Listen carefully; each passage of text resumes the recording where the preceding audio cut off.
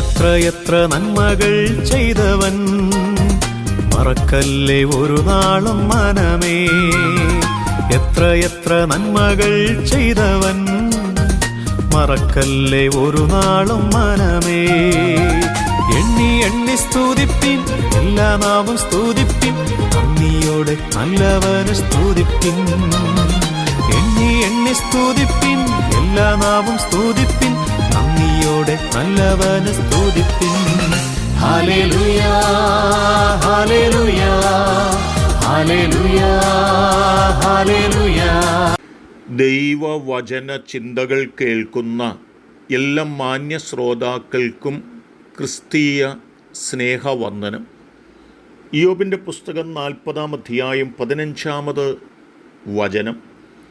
ആ വചനത്തിൽ ഒരു മഹാമൃഗത്തോട് ഭക്തനെ തുലനം ചെയ്ത് ഓർമ്മപ്പെടുത്തുന്നതുപോലെയുള്ള ഒരു വാക്യം കാണുവാൻ കഴിയുന്നുണ്ട്. ഞാൻ നിന്നെപ്പോലെ ഉണ്ടാക്കിയിരിക്കുന്ന നദീഹയും ഉണ്ടല്ലോ, അത് കാളയെപ്പോലെ പുല്ല് തിന്നുന്നു എന്നോർമ്മപ്പെടുത്തുകയാണ്. എന്താണ് ഇവിടെ ഓർമ്മപ്പെടുത്തിയിട്ടുള്ള നദീഹയും എന്ന് പറയുന്ന മൃഗം? എബ്രായ ഭാഷയിൽ ബെഹോമോത്ത് എന്ന് പറയുന്ന ആ മൃഗത്തെക്കുറിച്ചാണ് ഇവിടെ ഓർമ്മപ്പെടുത്തിയിട്ടുള്ളത്. ഇതിൻ്റെ അർത്ഥമെന്ന് പറയുന്നത് മഹാമൃഗം എന്നുള്ള ആശയവും അർത്ഥവുമാണ് അവിടെ രേഖപ്പെടുത്തപ്പെട്ടിട്ടുള്ളത്. ഈ മൃഗത്തെക്കുറിച്ചും അതിൻ്റെ സംരക്ഷണത്തെക്കുറിച്ചും അതിൻ്റെ തൊലിക്കട്ടിയെക്കുറിച്ചും അതിൻ്റെ ശക്തിയെക്കുറിച്ചുമൊക്കെ ഓർപ്പിക്കുന്ന വാക്കുകൾ താഴെയുള്ള വചനങ്ങൾക്കകത്ത് കാണുവാനായിട്ട് സാധിക്കുന്നുണ്ട്.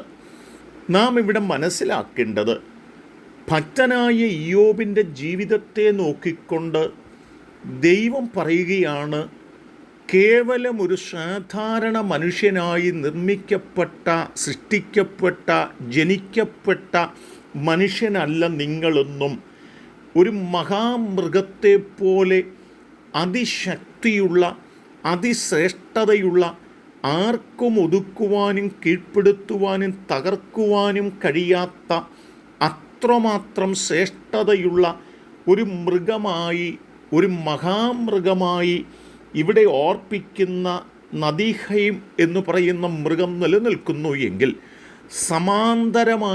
സമാനമായ നിലയിലാണ് ഭക്തനെ നിന്നെയും ഞാൻ സൃഷ്ടിച്ചിട്ടുള്ളത്, ജനിപ്പിച്ചിരിക്കുന്നത് എന്നോർമ്മപ്പെടുത്തുമ്പോൾ, ഇയ്യോബിൻ്റെ ജീവിതത്തിൽ ദൈവം വച്ചിരിക്കുന്ന ആ ശ്രേഷ്ഠതയുടെ പദവികൾ, ആ ശ്രേഷ്ഠമായ അനുഭവങ്ങൾ അവിടെ എടുത്ത് കാട്ടപ്പെടുകയാണ് ചെയ്തിട്ടുള്ളത് എന്ന് നാം മറന്നു പോകരുത്. നാം താഴെ വചനങ്ങൾ വായിക്കുമ്പോൾ ഓർപ്പിക്കുന്നത്, നീർമരുതിൻ്റെ ചുവട്ടിലും ഞാങ്ങളകളുടെ മറവിലും ചതുപ്പിലുമാണ് ഇവ കിടക്കുന്നത്. അപ്പോൾ തന്നെ കാട്ടുമൃഗങ്ങളൊക്കെയും കളിക്കുന്ന ഇടത്താണ്, ആ പർവ്വതത്തിലാണ് ഇതിനുള്ളതായ ആ ആഹാര സാധനങ്ങൾ, തീൻ വളർന്നു വരുന്നത് എന്നോർമ്മപ്പെടുത്തുമ്പോൾ തന്നെ എത്രമാത്രം ശ്രേഷ്ഠമായൊരിടത്തിലാണ് ഇതായിരിക്കുന്നത്, എത്രമാത്രം ഉത്തമമായ തലത്തിലാണ് ദൈവം ഇതിന് ആഹാരം നൽകുന്നത് എന്നൊക്കെ നമ്മെ ബോധ്യപ്പെടുത്തുന്ന ചിന്തകൾ ഈ വാക്യത്തിനുള്ളിലുണ്ട്. എന്നെ കേൾക്കുന്ന പ്രിയപ്പെട്ടവരെ, ഒരു ഭക്തനോട് ദൈവത്തിൻ്റെ പരിശുദ്ധാത്മാവ് പറയുന്നത്, നിന്നെ ഒരസാധാരണ വ്യക്തിയായിട്ട് ഞാൻ ഈ ഭൂമിയിലേക്ക് അയച്ചിരിക്കുന്നു എങ്കിൽ നീ എത്രമാത്രം ശ്രേഷ്ഠനാണെന്നുള്ള ചിന്ത നിനക്ക് തന്നെ നിന്നിൽ ചിന്തിക്കുവാനും ആ തലത്തിൽ നിനക്ക് മുൻപോട്ട് പോകുവാനും കഴിയേണ്ടതുണ്ട്.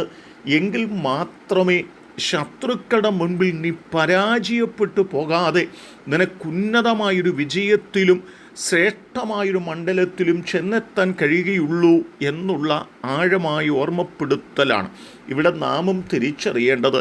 ദൈവം നമ്മെ ആക്കി വച്ചിരിക്കുന്നത് ശക്തമായിട്ടുള്ള ദൈവിക നിയോഗത്തിനകത്താണെന്നും അത്രമാത്രം ഉത്തമമായ മണ്ഡലങ്ങളിലൂടെ ദൈവം നമ്മെ നടത്തുന്നു എന്നും തിരിച്ചറിഞ്ഞ് എതിരാളിയുടെ ശക്തിയുടെ ബലത്തിനപ്പുറത്ത് ബലം പകരപ്പെട്ട ദൈവസാന്നിധ്യത്തെ തിരിച്ചറിഞ്ഞ് നമുക്ക് ഇന്നാളുകളിൽ മുൻപോട്ട് പോകാം. അതിനുള്ള കരുത്തു ദൈവം നൽകട്ടെ. അതിനായി നമുക്കൊരുങ്ങാം.